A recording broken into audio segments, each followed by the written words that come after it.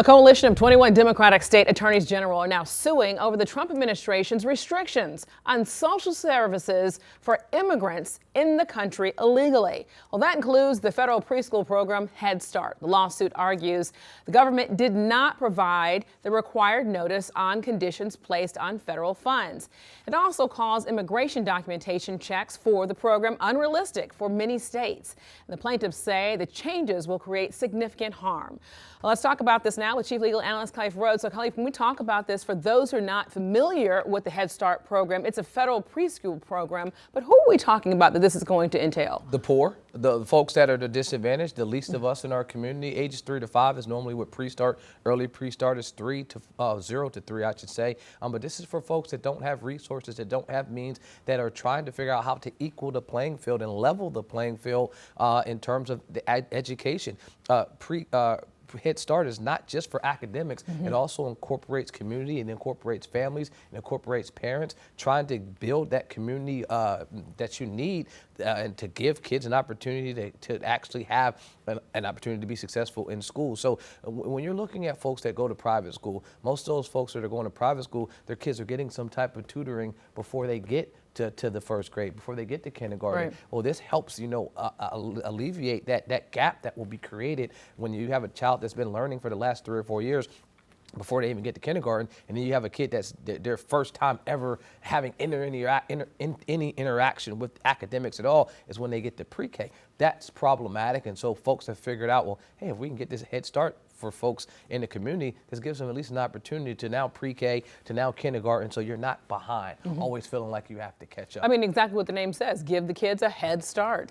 A question for you now, when you look at this, the providers, though, are saying that they just don't have the staff, the resources to implement these types of checks that they're being asked to do. Could they ever be held liable?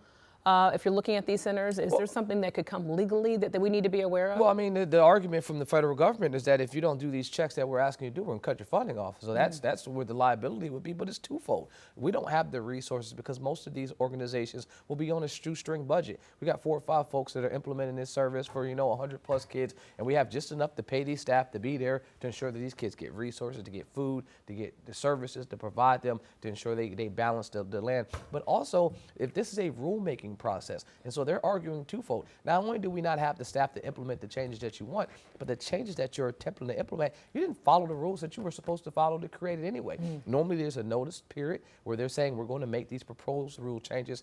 You have an opportunity to be heard. Tell me what you want to hear about these. Then there will be a question where you can, submit questions. They'll respond, and then they'll actually come out with a final rulemaking. Letitia James, who is no friend of the president, who brought the claim against him in New York, she's saying, because she's leading the attorneys generals with this case, is saying, look, you guys didn't follow the rules.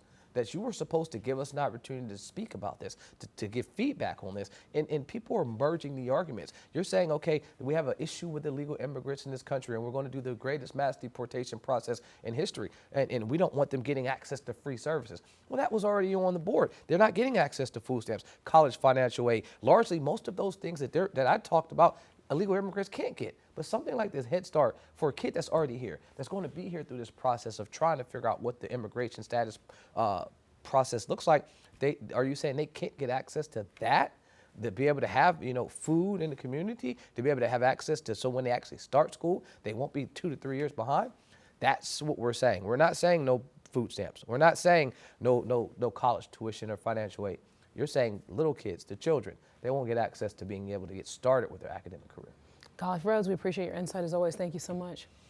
Queen City News Plus. Just search Queen City News on your smart TV's app store.